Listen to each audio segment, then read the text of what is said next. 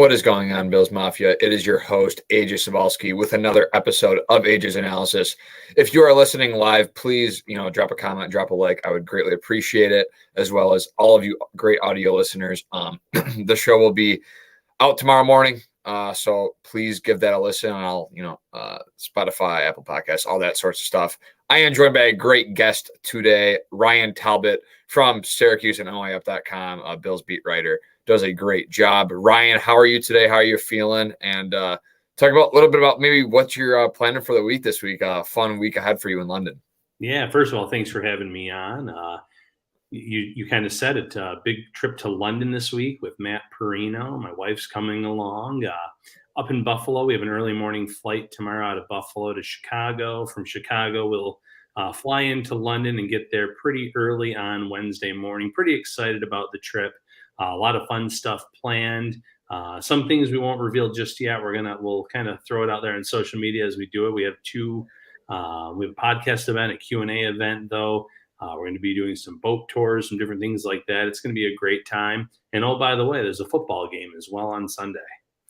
Yeah, it sounds like a great time. So let's dive right into this game. I want to start with just some updates from Sean McDermott and Dorsey today. Christian Bedford is day to day with that shoulder injury that he injured in the first half, ended up coming back in and got his reps in the second half and did a good job. Obviously the Trey White injury confirmed, torn Achilles. We'll get to that later, Ryan, and your thoughts on how that will kind of develop throughout the course of the season. And then the Jordan Poyer kind of still day to day. And then obviously Von Miller, Sean McDermott confirmed today that he is practicing this week. So we'll see. I'm sure he doesn't go, but maybe here in week 6 or week 7, he gets his opportunity. I would not be shocked. But I want to start with Josh Allen. Another domination, really. The story of Josh Allen's career has been the Dolphins have not been able to stop him. And the whole kind of conversation and narrative was Tua and this offense, the pre-snap motion, what they're able to do and how they fool defense, the defense in their eyes and stuff like that. But the actual story coming away from this game, Ryan, along with the Bills' defensive performance, was Josh Allen. And just his ability, he had that week 1, subpar performance, I would say very below average performance, but follows it back, in his last 3 games, he's done a really good job. 10 total touchdowns, 812 yards passing, 1 interception, and leads the league in completion percentage, something you don't really see much from with, Josh Allen. He's a gunslinger. He's going to put the ball in harm's way sometimes. He's a 65% type of guy, but I mean, his completion percentage this year is great. Your thoughts on Josh's performance and just his overall, just his overall game from Sunday? Yeah, so for as many struggles as he's had in his career as of late against the Jets, he's absolutely picked apart the Miami Dolphins throughout his entire career. It doesn't matter who the head coach is, the defensive coordinator is, and I'm sure that Vic Fangio is going to be having nightmares about Josh Allen. You go back a few years to his performance when he was at Denver, and Allen absolutely shredded that defense apart. And in this game, 21 of 25 and hitting all the right reads. For as many impressive passes that there were down the field, there were so many great throws in these short situations where he got it out quickly to his receiver, just simply moved the chains. There was one where Trent Sherfield was in the background. I saw that getting shared on social media today. Just an easy pitch and catch, but it was enough to keep a drive alive, keep it going. And then when you're starting to hit these short passes, they were setting up the short passes to Deontay Hardy. And that set up the first touchdown to Gabe Davis. They made it look like it was going to be a quick out or a quick kind of screen type of pass, and he faked it. And then he had Gabe Davis kind of streaking downfield for a touchdown, really reminiscent of a few years ago where they had a touchdown to Jason Kroom against the Minnesota Vikings. A very similar play design. So Allen, though, he's just been really smart, picking apart these teams, making the right reads. And maybe that week 1 performance with the 3 interceptions, the lost fumble, was just a wake-up call that maybe he needed to start the year, saying, we can win with you playing smart. We don't need you to be that gunslinger. We have a defense that can more than hold its own, and it's looked that way the last 3 weeks. Yeah, Ryan, 100%. The run game looks better. The interior offensive line has been rejuvenated, overhauled. Connor McGovern's been great. Osiris Torrance has been even better. For him to fall to the 60s still to this day, I'm just like, wow, that guy was a first-round prospect all draft. The whole draft period in Mobile, he was one of those guys talked about a lot. as being a first-round caliber offensive guard in this league, and he falls to Buffalo, and they're able to scoop him up. So this offensive line, to your point, Ryan, is also taking it to that next level. But, now that Josh has put these 3 games together, I want to ask you the question, and maybe you thought about it, maybe you haven't. Do you think this puts Josh Allen, back in the MVP conversation in terms of just his ability as a quarterback in this league to kind of take the Bills to that next level? Again, 21-25, 320 yards, 4 touchdowns, perfect QBR or passer rating. And his 4 touchdowns, that's his 3rd game in his career with 4 touchdowns and a rushing touchdown in the same game. It ties Aaron Rodgers with 3, and he only trails Drew Brees, who's had 4 of those type of games. So does this put Josh Allen back in the MVP conversation? Yeah, 100%. And you look across the league, and Tua was the kind of MVP favorite going into this game, and you saw him come back down to earth. He had a good stat line at the end of the day, but Josh Allen outperformed him, looked great, perfect passer rating, like you mentioned. You look at Patrick Mahomes, he had struggles last night against the Jets, didn't look like himself, a lot of turnovers, a lot of bad throws. Obviously, you have some guys in the NFC still making noise. You have a Christian McCaffrey maybe who can come up and make some noise in that MVP race. It doesn't usually go to the running back position, but the way that he's been outstanding this season, he's in the mix. But yeah, Josh Allen, the last 3 weeks has been just absolutely dominant. The Bills have outscored their opponents by 90 total points in the last 3 weeks alone, and a lot of that has been on the arm of Josh Allen, making the right reads, making the right plays, and absolutely putting away some teams that they should early on this season, like the Raiders in week 2. I think the Commanders win looks a lot more impressive based on how they hung with the Eagles yesterday. And then you beat this team that national media all week long was talking about. They're unstoppable, comparing them to the greatest show on turf, those Rams teams that were unbelievable.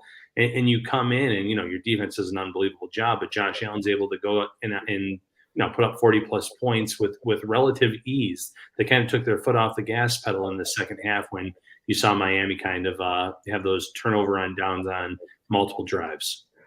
Yeah, 100%. And Josh, look, the last 3 weeks for me, it's almost like the benefit of having a second year with your offensive coordinator and believing in what he can do and the pieces that they brought in with Hardy, having some key plays, Dalton Kincaid able to move the sticks a few times, Gabe Davis playing adequate wide receiver 2 play. I'd say elite wide receiver 2 play right now just because of his touchdown production and his big plays he's made so far.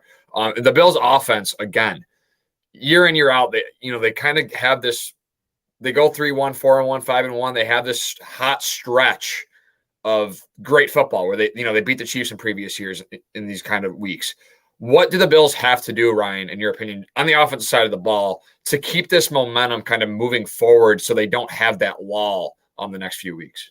Well, I mean, if they were to have a lull, it would probably be in this London game coming up based on the way the schedule's built. You never want to say any games are easy, but they have some more winnable games down the road with the Giants coming back from London.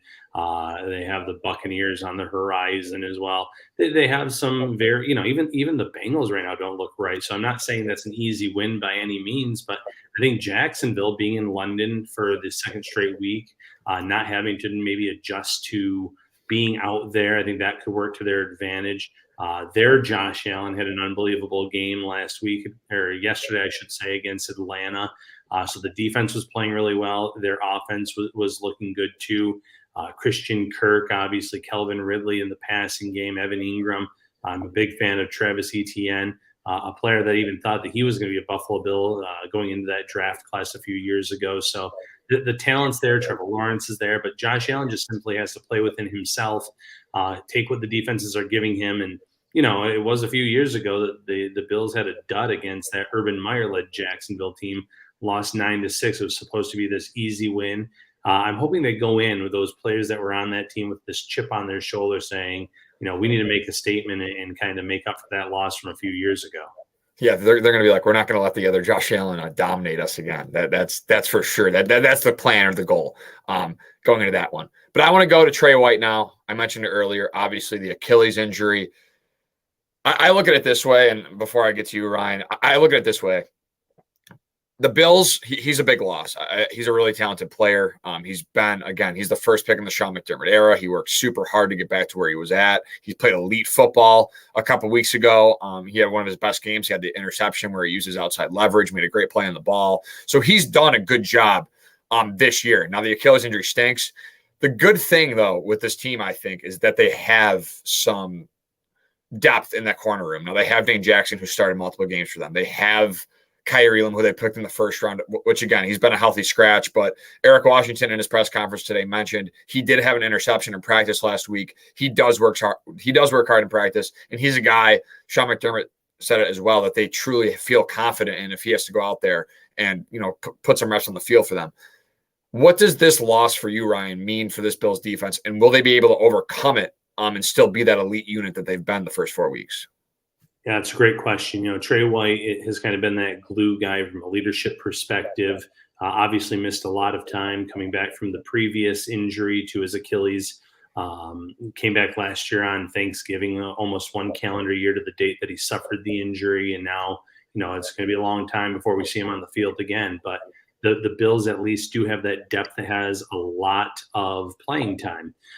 You mentioned it. Dane Jackson was kind of thrust into a big role the last time this happened to Trey White, and he kind of held his own. Christian Benford wins the number 2 job out of camp this year. They have faith in guys like that. Kyrie Elam's here. Jamarcus Ingram is a player that they like, that they can kind of work with. Cam Lewis is more of a nickel corner safety, so I don't know how much he's going to be in the mix in that role, but they have some guys internally on this roster. They could look and see, who's out there on the free agent market. One guy that makes a lot of sense is Hayward.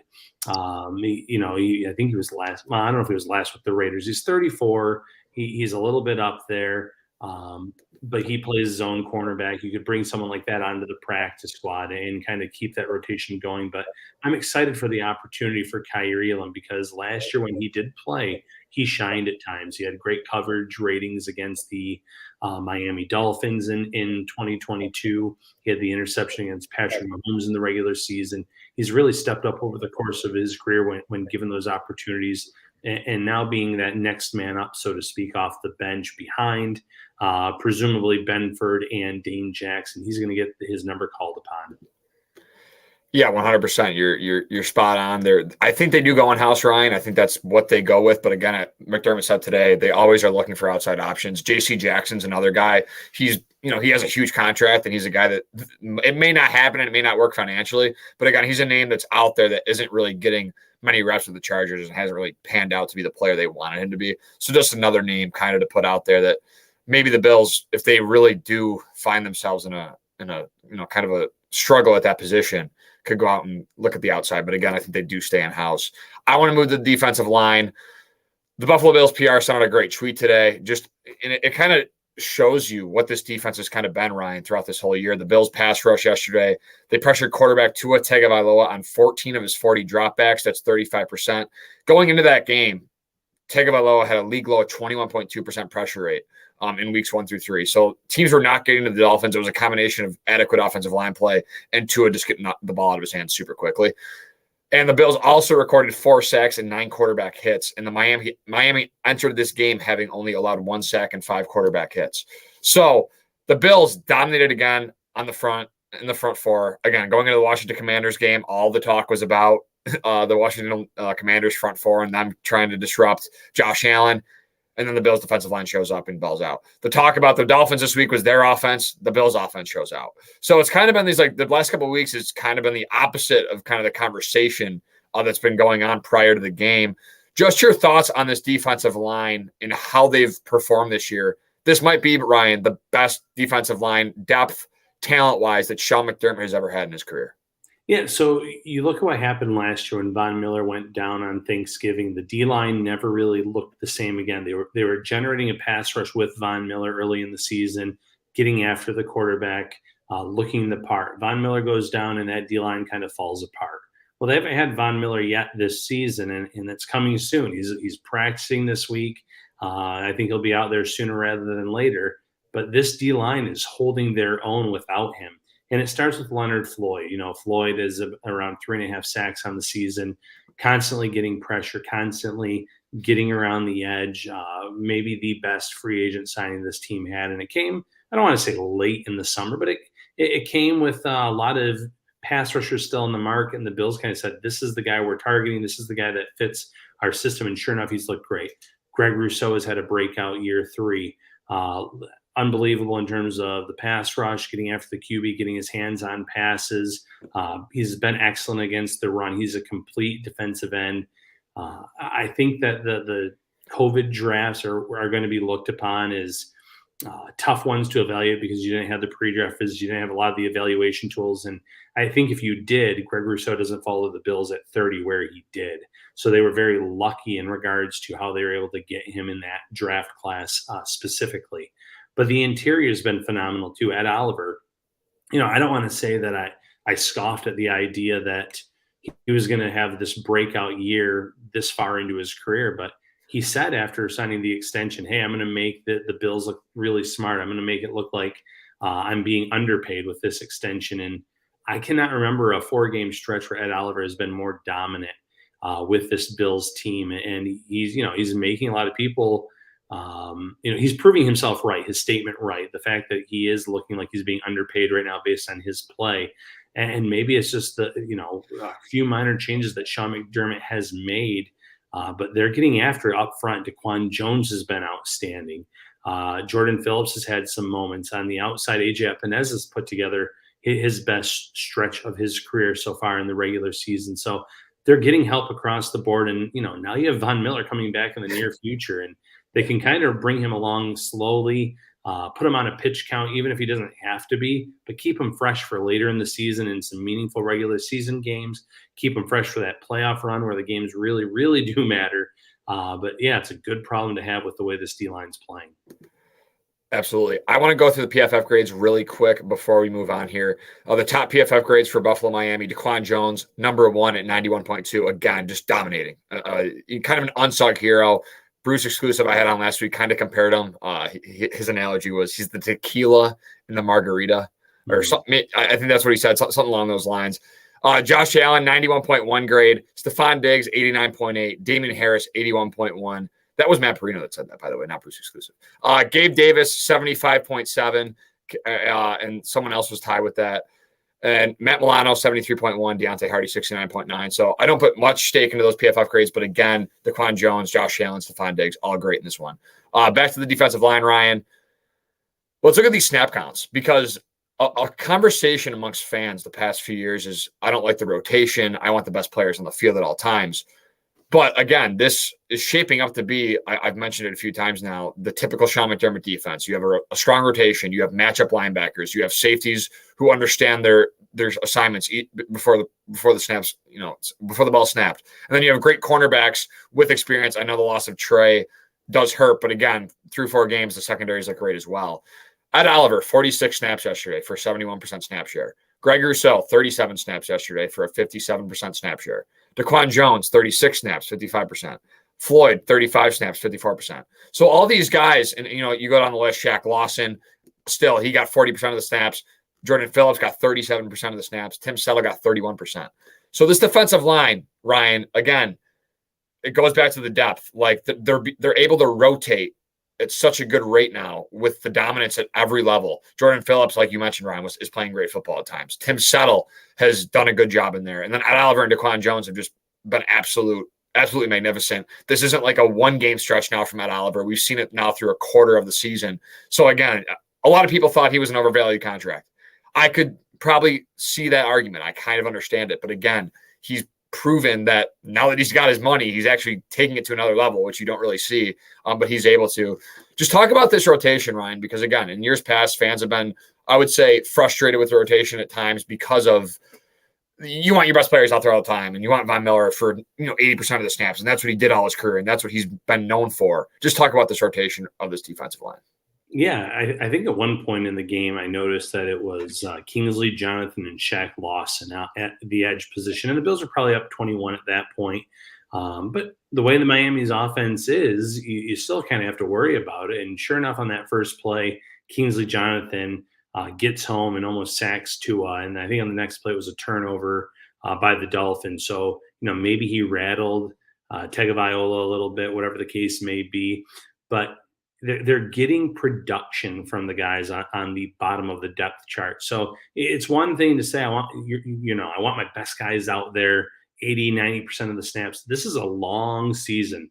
They added the extra regular season game a few years ago, and that made it even longer now. So you have to keep these guys healthy. You want to keep them on a pitch count so that way late in the season they're still being, productive on the field. They're still having this group of guys that can wreak havoc on the field to opposing offensive lines, opposing quarterbacks. And it's smart because, you don't win Super Bowls in September or October. You need these guys December, January, late January, February range. And the way that the Bills are monitoring these guys, using these guys, I think they're going to have very fresh legs throughout the season. And, there are even guys like Poona Ford who have been inactive the last 2 weeks. Poona Ford's number is going to get called at some point, whether it be injury, whether it be part of just a rotation where they want to get extra D tackle out there based on a matchup that they see. He's still someone that's going to be utilized and going to be a contributor when the time comes. So I love the depth that this team has and the way they've built this thing up. Yeah, again, it's a typical, this is what Sean McDermott wanted, Ryan. It's a depth defensive line unit that can get to the passer at any point against, again, it's not the offensive line. I would say they're playing, haven't been the best, but again, they're still dominating each and every game. I want to get to my dad's question here. Last time we played in England was against the Jaguars and we lost 34-31. What are your thoughts on the outcome this weekend? Ryan, you can start on with that one. Yeah. So, the last time we played was EJ Manuel. It was a pretty tough game to watch at times. I know they made it kind of interesting late and did go back and forth some. But this is a completely different Bills team, completely different Jacksonville team at that. And, this matchup reminds me a little bit of last week's game, or yesterday's game against Miami. Now, I think Trevor Lawrence is a much more gifted quarterback in terms of what he can do with his arm than Tua is. But they have a really speedy running back in ETN. And they did add Tank Bigsby to kind of add a physical component there. But they have two really good wide receivers, not to the tier of Tyreek Hill and Jalen Waddle, but they have a good 1-2 punch. You're talking about, can the Bills kind of slow this offense down? Yes, absolutely, because of the coverage that they play. They don't allow those big plays. The Bills have shown that they can get after the run game when needed. And I know that Miami ended up running for a lot of yards, but their biggest run of the day came down 28 points. Ajay, just really kind of, I think it was a 55-yard run. And you don't want to call it garbage time because it caught the Bills off guard more than anything else, and good for you if you can do that. But the Bills have been smart against the run. They limit the big play in the passing game. I think this defense is legitimate. They're not going to have a letdown. I saw another question in here earlier about staying on East Coast time. The Bills aren't flying out until Thursday night, so they're going to get most of their practicing done here on the East Coast time. They're going to get in on Friday. They'll have a practice there, a walkthrough, and then it's going to be game time. And we'll see how it works out. I'm sure they've talked to other teams. I'm sure they've monitored what other teams have done over the years. But there's not going to be a letdown, so to speak. If they lose somehow on Sunday, it's just because Jacksonville was the better team. They're going into this game prepared. Offensively, this offense is light years ahead of the Bills offense that was there the last time they were in London. I think that they're going to be able to move the ball against a Jacksonville team that has a pretty good, defensive front. Mm-hmm. But I still think you can kind of pick on that secondary a little bit. You can go after them on the back end and be productive, so to speak. Yeah, I'm not going to as much as I have a gut feeling that picking against the Bills may work in my favor after picking the Dolphins last week. I have to go with the Bills to win this one. I just think the Bills, again, to Ryan's point, they're disciplined on both sides of the ball. The Jags do have a front four that generates, pressure, but the Bills and Dorsey have shown to scheme and game plan each week differently to help benefit either Spencer Brown with, Dawson Knox chipping and helping him out with Max Crosby, or, using combo blocks against the Commanders to do different things. So I think this Bills offensive line is more ready for this kind of moment. Again, the Jags have a great defensive front, but they're not dominant by any means. Their offense is good, but not better than the one we just saw. I don't think that the Dolphins – I think the Dolphins are still an elite offense. I still think they have the most two dynamic receivers on the same team in football. So look, the Bills can drop it. It's definitely a trap game if you believe in that kind of stuff. You have a huge win and you're going all the way to London. You're playing a feisty team who's kind of started slow and has yet to hit their stride. Maybe they find it against Buffalo, but Buffalo is the better team. And again, I think the only way that they can lose this game is if Josh Allen plays careless, which again, he's shown the last 3 games he hasn't. I think that'll continue. But back to this game really quick, and then I will get you out of here, Ryan. Stephon Diggs and Gabe Davis. Obviously, Diggs 6 catches, 120 yards, 3 touchdowns. Obviously, broke through 2 tackles, got to the end zone for that magnificent kind of stone cold Steve Austin celebration. It was pretty cool. And then Gabe Davis, 3 catches, 61 yards and a touchdown. He continues to produce and score touchdowns, which is something you want to see. Just speak of kind of the playmakers in this game, Ryan, in this Bills Dolphins game. What were they able to show you? Deontay Hardy got in the mix a little bit there. Just your overall thoughts on this Bills playmaking unit. Yeah, so obviously starting at the top with Stephon Diggs, he had an advantageous matchup against Kader Kohou.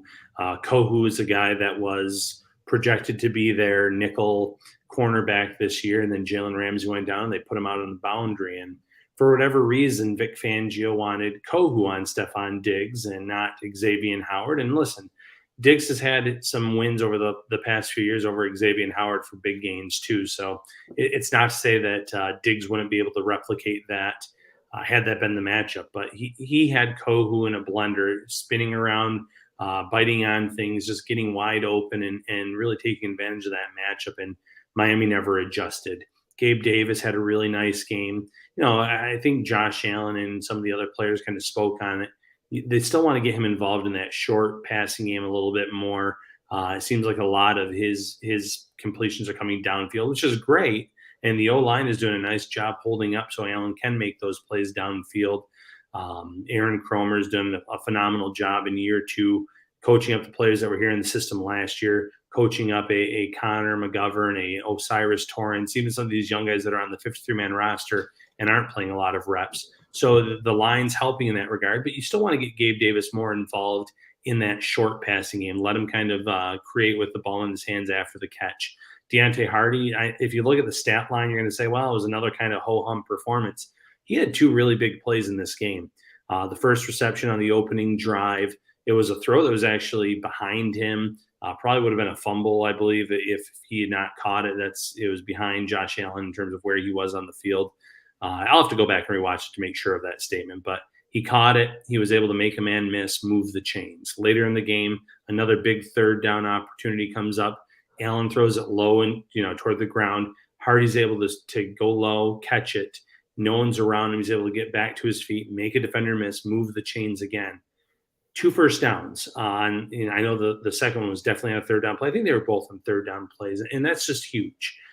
You're able to keep the chains moving, keep the offense, in line with what they want to do, not put yourself in a bad situation. So he's been phenomenal. You're starting to see Trent Sherfield be more involved. The way they lined him up, the way they utilized him, outstanding blocker, but he's getting more involved in the passing game. Khalil Shakir would like to have that one pass back, I'm sure, downfield. But they're really mixing it up at wide receiver, giving those bottom of the depth chart guys opportunities. And then at tight end, Dalton Kincaid was more involved yesterday. Dawson Knox is still someone that you have to worry about, someone that can really come in and help as a blocker if he's not heavily involved in the passing game. So there's a lot of mouths to feed. But even when they're not being fed the ball, making those catches down the field, they're contributing in other ways, and that's big for this offense. Yeah, the overall depth on this roster, Ryan, in terms of wide receiver 1 through wide receiver 6, as well as the tight ends, as well as the running back room, I think all in all, again, it's a different level this year, I think, and you've seen it throughout the course of the season. A couple more things: Matt Milano, Terrell Bernard, the typical matchup linebackers. This Terrell Bernard guy, and I'll let you talk about it as well. Just Milano and Bernard, just kind of that linebacker duo that's kind of reaching kind of a ceiling that I didn't think they could reach through 4 weeks. It's kind of actually insane, the talent that they've been able to put on the field and kind of play together. But the play that stands out to me was on the interception. Terrell Bernard stayed disciplined, forced an overthrow from Tua where he tried to fit it in over the top. I think Durham Smythe was the target or tight end in the middle of there. And Micah Hyde was able to pick it off and bring it back for a nice 20, 25-yard return and put the Bills in great field position. Terrell Bernard and as well, Matt Milano, forced the fumble, and Bernard recovered it. So again, this linebacker duo, Ryan, is just playing absolute elite football. Just speak on what you've seen from them so far. Yeah, just absolute elite play from the linebacker position. And, Jim Graham here in the comments said Osiris is holding his own, what a steal of the draft. There were some fans that were probably, I wouldn't say upset, because Torrance was viewed as a first-round pick and the Bills got him in round 2. But there were a lot of fans clamoring for a Drew Sanders type of linebacker that could come in and take that Tremaine Edmonds role. And I like Drew Sanders, don't get me wrong. But this just kind of goes back and is a proving point that, trust the evaluators on this team. They felt like they had internal answers for Tremaine Edmonds, and they were able to go out and address another weakness on the O-line by taking Torrance. So, they said, hey, we have a few guys on this linebacker room that we think could step up this year, and that being Bernard. And he misses the preseason. The Bills kind of still say, hey, this is our guy. He has a rough go of it in week 1 against the Jets, and that's probably shaking the rust off. You missed all 3 preseason games. He's been lights out since. He's been great against the run. He's been all over the field. Coverage has been phenomenal. You mentioned it. He had he played a big role in that Micah Hyde interception. He almost had an interception earlier in the game on a throw that had batted off of a Dolphin player's hand. He almost reached around, grabbed that ball, and hauled it in, and ended up being caught by Jalen Waddle. But he's in the right place at the right time. Matt Milano is still just that elite playmaker, superstar.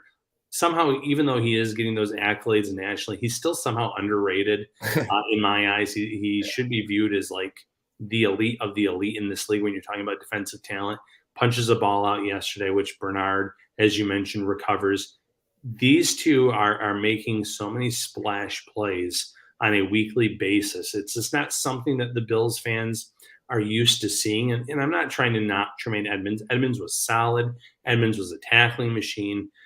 He and Matt Milano made a very good 1-2 punch. But this linebacker position, like you said, they're reaching a ceiling that maybe none of us expected this quickly.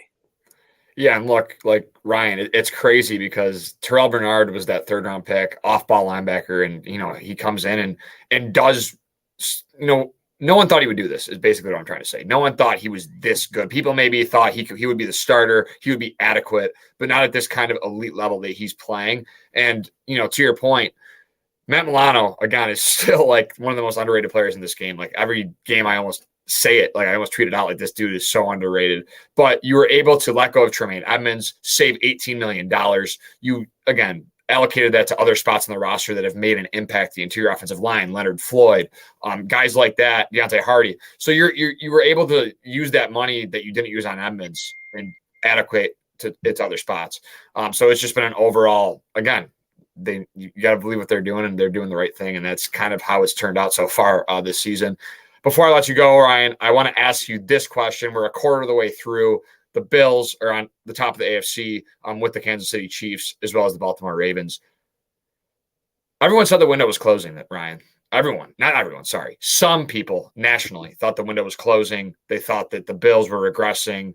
They were getting old on the defensive side of the ball. And then they go and smack the Dolphins. And now it's Josh Allen's the MVP. The Bills are the best team in the AFC, and Sean McDermott's one of the best coaches in the NFL. So a total flip because Sean McDermott, again, there were some naysayers before the season, like can he, and again, I do agree with some of those comments that yes, in the postseason, he still needs to prove it. He has been good in the regular season. When he gets to the postseason and can take it to another level, that's where it's kind of, he takes the next step for most people. Ryan, just how wide open is this AFC? It is wide open. The Cincinnati Bengals were viewed as a Super Bowl favorite, and they're kind of a disaster right now. And I think a lot of it has to do with Joe Burrow and the calf injury and the fact that they're just not letting him heal up from it. They keep playing him, and I get it. You're in a hole now. You're getting beaten by teams that typically you would probably beat if he's healthy, and you're getting some frustration there. So one of the Super Bowl favorites isn't playing like it, and Kansas City is right there with Buffalo. They're still phenomenal. You still have Mahomes and Kelsey. Chris Jones only had a 1-game holdout before he was able to come back into the fold. The talent's still there on both sides. But Josh Allen and this Bills team has shown that they can go toe-to-toe with Kansas City in the regular season. They can go toe-to-toe in the postseason. That's not a team that I think is anywhere, above and beyond the Bills. Baltimore, the Bills have shown a few times that they can kind of slow down that Lamar Jackson-led offense. Now it's a different offense this year. They've added more pass catchers. There's some new wrinkles, but they're up there too. I think the Browns have shown when they're healthy. They obviously didn't have Watson yesterday. They can be in it, but it's wide open. And Miami too, I still think is going to win a lot of games this season. So you look across the landscape. There's some good teams, but the elite teams are still the Bills and the Chiefs, in my opinion. And like you said, the Bills are kind of written off and the window's closing. Can this team, replicate what they did last year? They won 13 games. They lost their 3 games by a total of 8 points. I don't know where that talk came from that this window was closing, but it's clearly not. They're clearly in this mix. You look at across the way in the NFC, and, you still have the Eagles are going to be there, the 49ers. But by the way, that 49ers offense, which is rolling, and they're beating teams they're supposed to beat. That's Kyle Shanahan. That's where, that's where Mike McDaniel came from, the coaching tree. And if Sean McDermott can scheme up something for McDaniel, if those two ever met in the Super Bowl, I'm pretty sure Sean McDermott can scheme something up against Brock Purdy and that offense as well. So there's no team, not even just in the AFC, but in the entire league, where I sit here and say they're significantly better than the Bills. I think the Bills are right there on that elite tier with any team in this league. Agreed. You're spot on with that. I think they're right up there. The Bills and Chiefs, I think, again, are in that upper echelon. I would say tier 1. I would put the Ravens and the Dolphins probably in tier 2. Maybe you can make an argument for the Dolphins for tier 1 just because of their dominance. But again, the Bills beat it by 28. So that there's something to be said there. Anything going on, Ryan, where they can find you, where everyone can find you, just anything else going on in the Ryan Talbot world? Yeah, you can find me on nyup.com, syracuse.com. You can find my work on social media. Most of my handles are at Ryan Talbot Bills.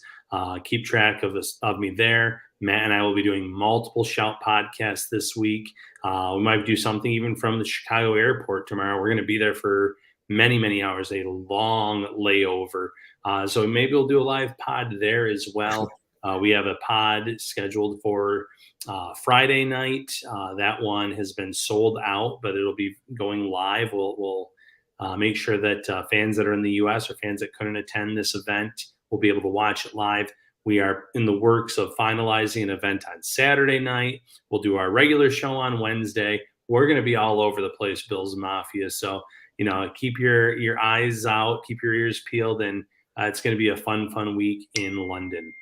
Ryan, thank you for your time. Thank you for taking time out of your, busy and fun-filled week. I'm very appreciative of you coming on, and I'm sure I will see you back on here at some point. Absolutely. Thanks again for having me on. All right, later. That was Ryan Talbot from Syracuse and nyup.com. Great guest, great conversation. As usual, one of the best in the business. But here, I want to talk a little bit about what I asked Ryan about how wide open this AFC is and kind of the narratives that have been going around and how it's kind of switched up. Look, Josh Allen is still elite. There's always more good than bad with him. The Bills struggled in week 1. They faced the Jets defense that look what they just did to the Patrick Mahomes and the Chiefs. They forced them into almost 3 interceptions. If it wasn't for that crazy holding call, the Jets should have had a chance to win that game late last night. But the Jets defense has been good so far this year, and they've proven that against both Josh Allen and Patrick Mahomes. Josh Allen and Patrick Mahomes both have the same amount of interceptions, by the way. And Josh Allen's pegged as this turnover machine, when in reality they're kind of close in the interception regard. Allen puts it a bit more on the ground with the fumbles. But look, this Bills team is different this year.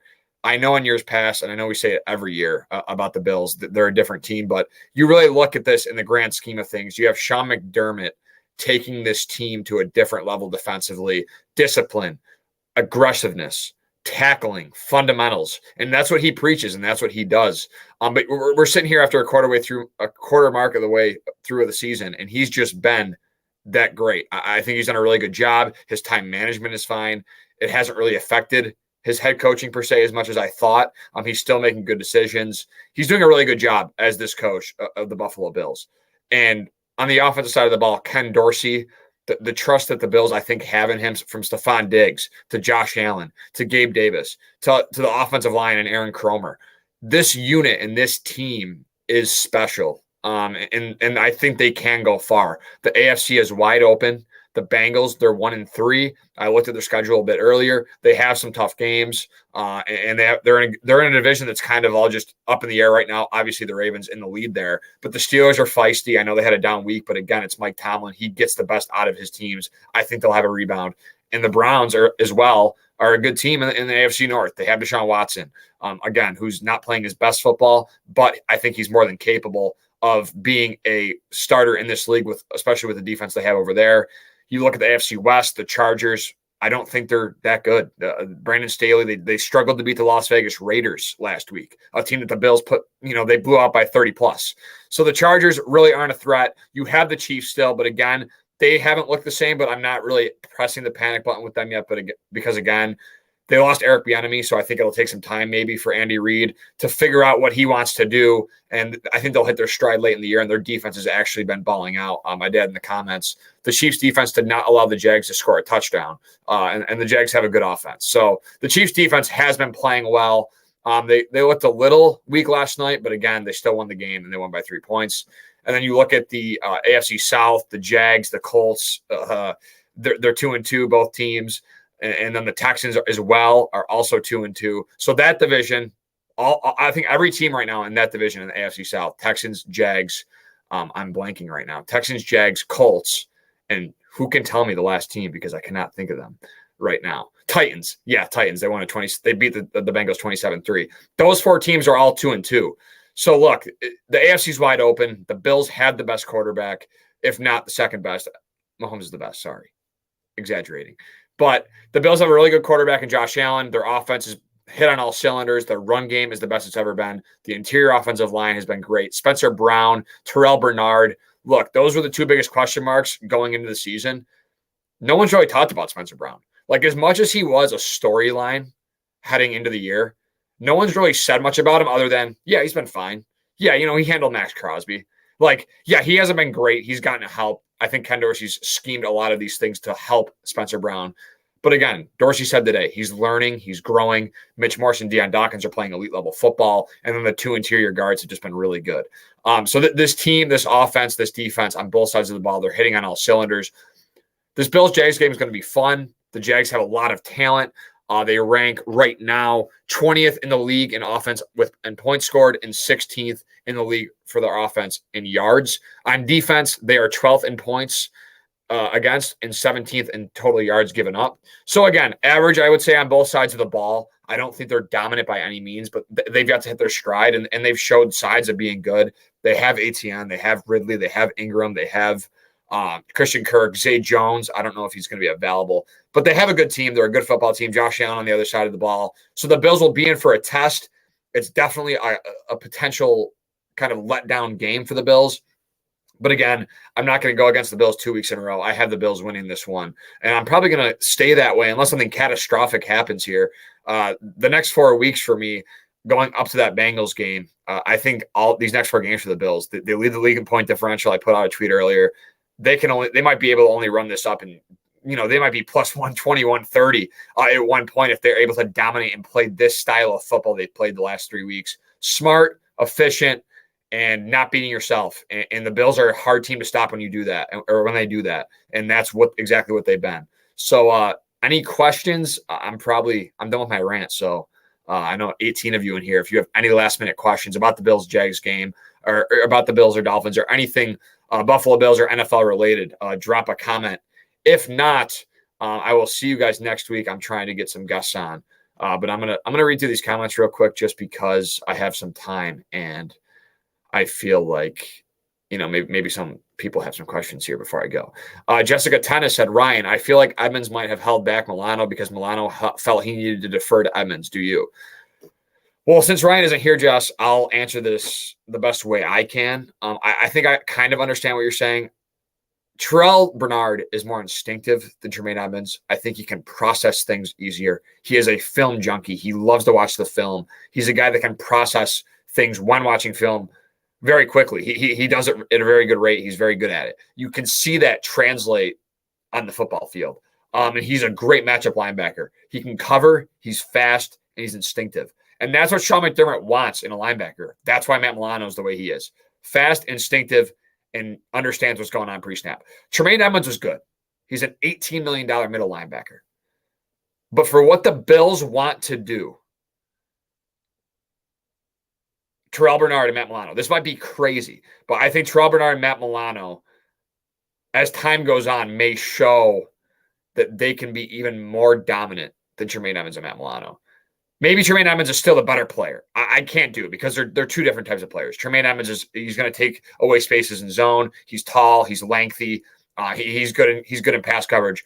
Terrell Bernard's not like that. He's instinctive. He stays in his zone. He uses his speed, his range, his closing ability to kind of get to the ball. So I don't know if I can compare the two. But as a duo, as a linebacker duo, I think Matt Milano and Terrell Bernard have the potential to be, especially with Terrell Bernard on that cost-controlled contract the next few years, to be one of the best duos in football. And I can't believe I'm saying that right now, October 2nd, going into the London game. But it's true because they've both been playing elite football. It's on the film. PFF has them rated good. All the analytics have them rated as a very good linebacker duo. The stats have shown it, the splash plays. So they've just been all over the field. It's pretty incredible to watch this linebacker duo go to work. And don't forget, we get Von Miller back soon, 100%. The Bills are getting Von Miller back. So that adds a whole new dimension to this defense. A closer, a finisher, one of the most premier pass rushers in this league. Look, the Bills are for real. They never weren't for real. And this narrative, I think, as the season progresses, as long as they don't lay a dud, which might happen, and that's fine. If they have 4 or 5 losses and one of those is a dud, sure. But again, I think they're a top 3 seed in this AFC. I think they win this division. I think that game last week was a huge decider in that. But the Bills are elite. They have an elite quarterback. They have an elite defense. And they have a coaching staff that believes in their players. And the loss of Trey White is huge. But again, they have that depth. So I will see you guys next week. We'll be, kind of recapping the Bills versus Jags game. I will try to get a guest on for that, crazy matchup. It'll be super nice to wake up on 9:30 on a Sunday. My birthday's next Tuesday. So I'm going to be excited. It's going to be a fun football weekend for me, start to finish, Saturday college, Sunday NFL action all day. Enjoy yourselves. Have a great week. Thank you to all of you that tuned in. If you're listening on audio, I appreciate it. This is a really good show. So please like on all platforms. If you were joining me on YouTube, Facebook, Twitter, any of those platforms, I appreciate all of the viewership, the questions, the interactions, and all of the comments. Jim Graham says, go Bills, in the comments before we go here. So as Jim Graham says, go Bills. And I will see you guys next Monday to recap the Bills and Jaguars.